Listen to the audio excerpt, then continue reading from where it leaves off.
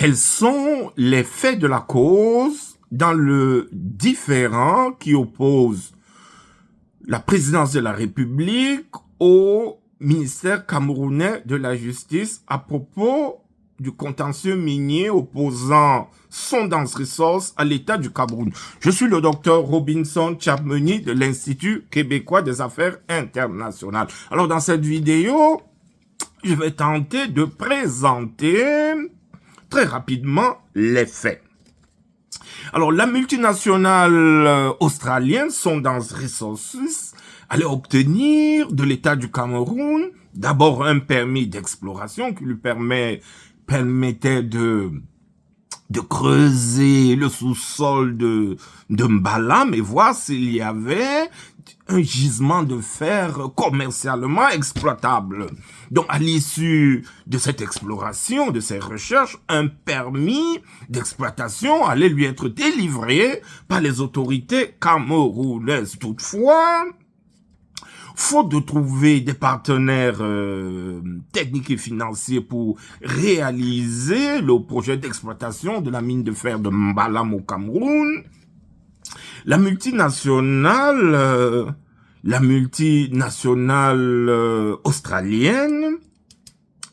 allait se voir en quelque sorte dépossédée de ce projet, car en 2010, après moult prorogations de son permis d'exploration, le Cameroun allait se tourner vers une multinationale chinoise, la nommée Otosino Resource Group, pour exploiter ce gisement de fer. Alors, le 15 décembre 2020, après des négociations infructueuses avec l'État du Cameroun, la Sundance Resource Group va saisir la Chambre de commerce de Paris en arbitrage contre l'État du Cameroun et lui réclamer 3400 milliards de dommages-intérêts, ce qui devrait compenser, dit-elle, le montant dépensé pour les recherches entreprises en vue de trouver ce gisement de fer lucratif, très commerciable. Alors, les négociations avec l'État du Cameroun vont traîner, seront infructueuses et le 23 mars 2022, le ministre camerounais des Mines allait proposer à son patron, le premier ministre camerounais, John Gouté, un règlement amiable de ce différend qui consistait au paiement par l'État camerounais d'une somme de 94 milliards de francs CFA afin de régler le litige, de régler le différend. Donc, l'affaire allait encore traîner et plus tard, la présidence de la République, en l'occurrence le secrétaire général de la présidence de la République, allait récupérer ce dossier et mandater un expert français, le professeur Thierry Loriol, à l'effet de représenter le Cameroun dans le différend qui l'oppose